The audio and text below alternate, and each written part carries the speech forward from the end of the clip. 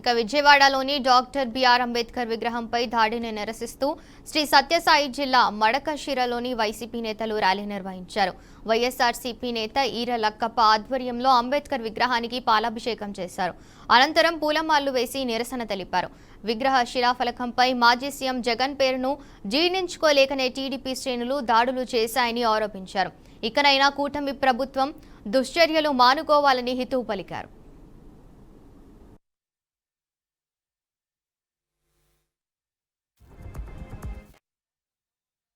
అంబేద్కర్ శిలా పథకాన్ని కొంతమంది తెలుగుదేశం పార్టీ నాయకులు గురువారం అర్ధరాత్రి శిలా పథకంలో ఉన్నటువంటి శిల్పాన్ని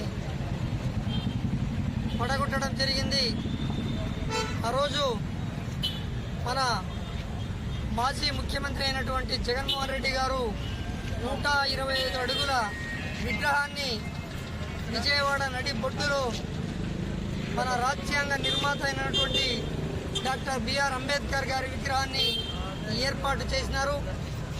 ఇది మన జగన్మోహన్ రెడ్డి గారికి పేరు వస్తుందనే దురుద్దేశంతో అది రాకూడదు, ఎలాగైనా దీనిని పూర్తిగా తొలగించాలి అనే ఉద్దేశంతో